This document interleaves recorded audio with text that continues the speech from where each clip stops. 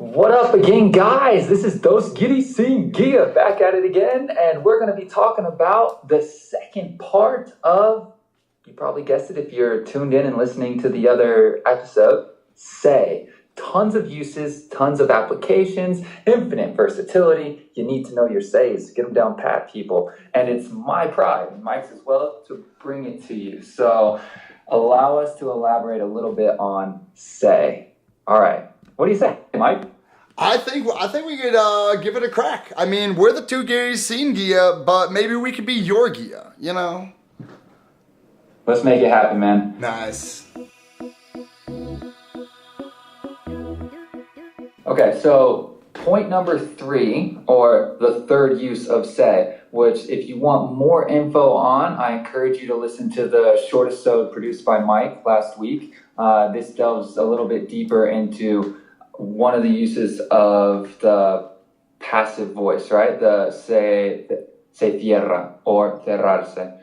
So we're going to talk about the passive voice, and it's a bit different in Spanish, all right? Okay, so for everybody who's already beyond 4th grade, 5th grade English, you're going to be familiar with passive and active voice, but we might need a refresher nevertheless. So an active voice sentence is they read the books. They being the subject, reading being read being the verb, and the books are the object. Okay, so you can change this, make it into a passive sentence, and we do it all the time in speaking in English. So we would say, the books are read. All right, and it sounds totally normal. You could even say the books are read by the students or by them, whatever. In Spanish, not so common. But in the event that you do want to say that, the way to do it isn't intuitive, because we rely on the verb to be, and then we use the past participle of the present perfect. Oh, we're getting into grammar, damn it. All right, so to give you an example again, the past participle of the present perfect of to give is given. So in English, for the passive voice, we'd say the book is given, which makes us want to say in Spanish, el libro es dado. That's like what occurs to us is the most obvious.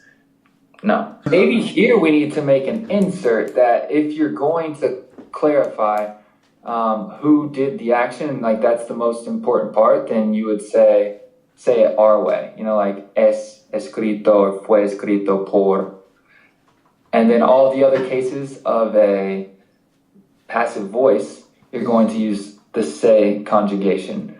So like the books are read, los libros se leen, or the apartments were sold. So you want to say, what you will tend to want to say is los pisos fueron vendidos, but don't do it. You have to use the se. So think about it for a second. How would you?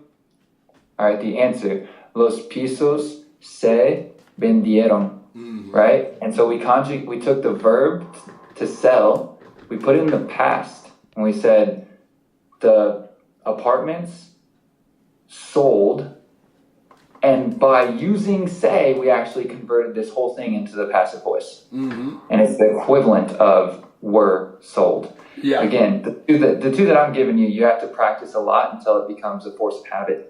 And this just say is just basically showing that you can say the action and the receiver of the action, but without a performer of the action, which sometimes can sound a little bit incomplete.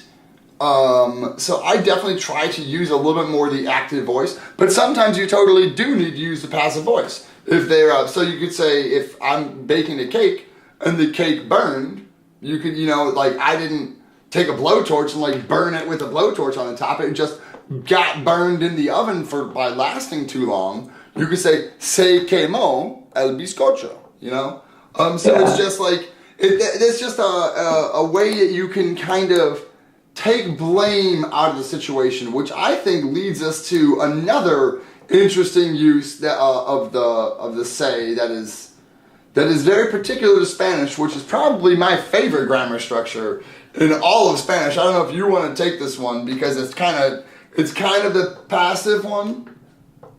Yeah, actually, I think I'm going to relinquish the honors to you. Oh my God, you know what? I appreciate that, Andres, because I absolutely love this one. So in English, if I lost my keys, I would say, I lost my keys because I'm an idiot and I dropped them somewhere.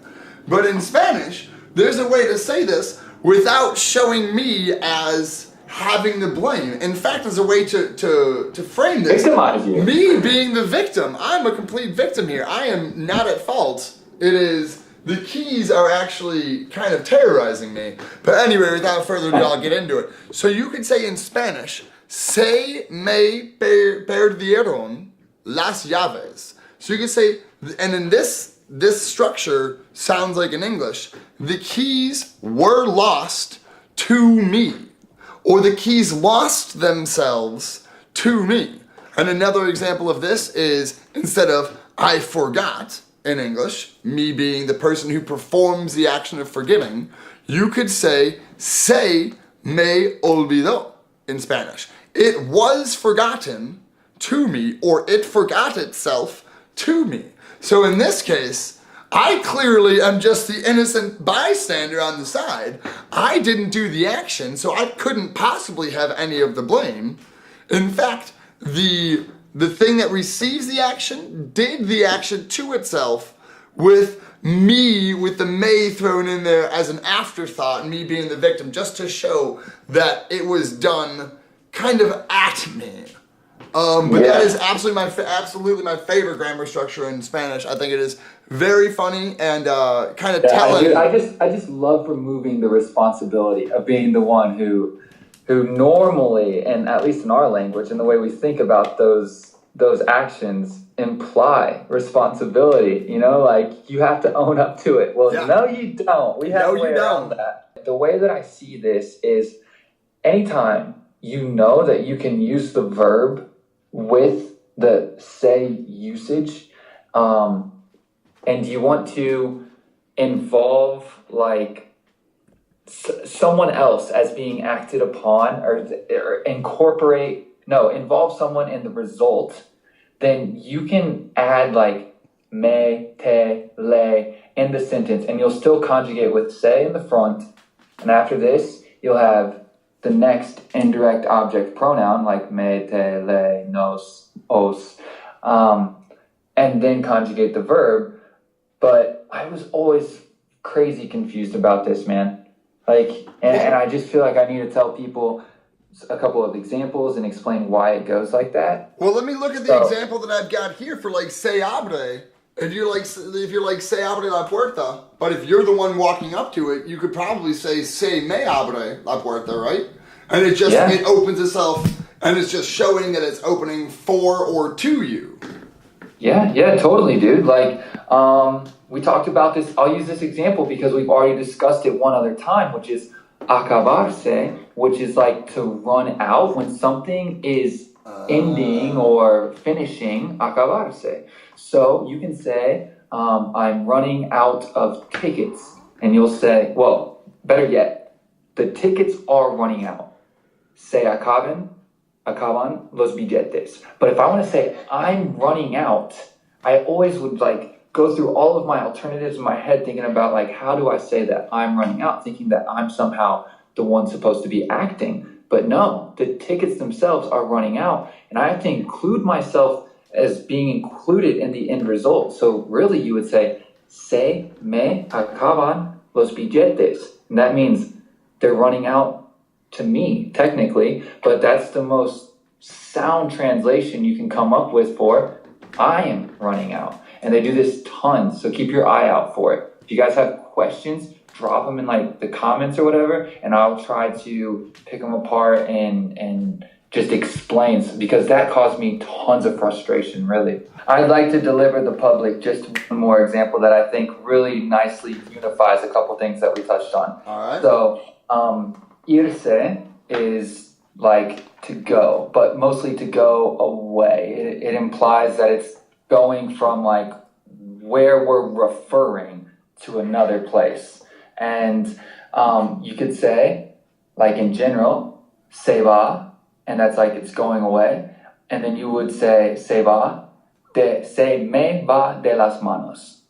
right? And so what we did was we didn't say mis manos, like we talked about in the first example, and we also just talked about how to use the verb with say and include yourself in the ending or the result to somehow be involved. So this means I'm losing control, or like it's out of my control, because you're saying it goes basically like from my hands. I can't get to it. So se me va de las manos. Or just to clarify one last thing, if we're talking about something plural, like the problems are out of my control, then you could say, pues los problemas se me van de los manos. I just say that to further clarify that the subject isn't you, even though in English that's how we want to think about it.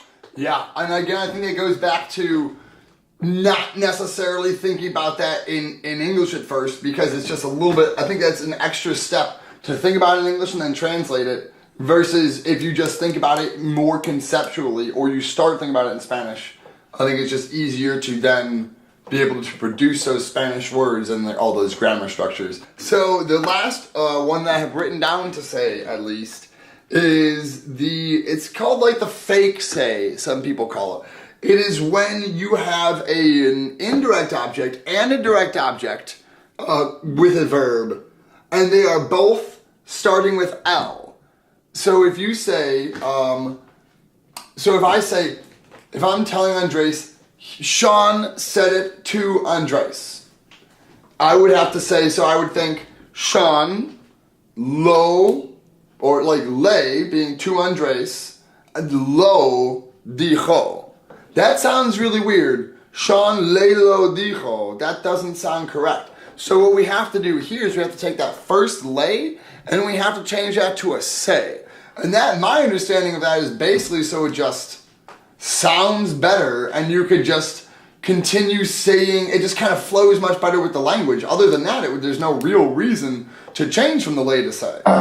I think it just shows... Dude, it doesn't seem like it has any kind of... I might be getting my linguistic terms mixed, but like any kind of syntactic change to the... You know? The verb stays exactly... It's because it has nothing to do with the verb. Exactly. All you're doing is swapping out one indirect object... No. Two indirect object pronouns. Those are the only things you have to remember. Le and lace. Yeah, lay and lace. If you ever lace. have those pop up in the presence of a direct object pronoun, then you gotta switch it. And for me, the way that I always thought about it was not trying to remember, it's lay and lace. It just to me made way more sense to be like, well, it's whenever there's a la sound. That just sounds really awkward. Sean le lo dijo. That just sounds like la li lo li la. It sounds like I'm like a kid singing a song or something like that. So if you see say lo, say los, say la, or say las in a sentence, you should understand that first say is just changing lay or lace to make it a little bit more intelligible, to make the conversation flow just a little bit better. So that was my last example. But very, very, very briefly, I wanted to touch on the real last example, that one that I didn't know for the longest time. Everybody knows the first and foremost, what is say? Say means I know. Say with the accent mark means I know. Didn't. That's one of the original verbs that you learn when you're learning Spanish. But what I did not know was that say also is to be. It is also the command form of to be. So my friend, this is going to be shout out to Lorenzo, lives back in Segovia still, I think. He had a tattoo on his arm, on his right arm, that said, "Say fuerte."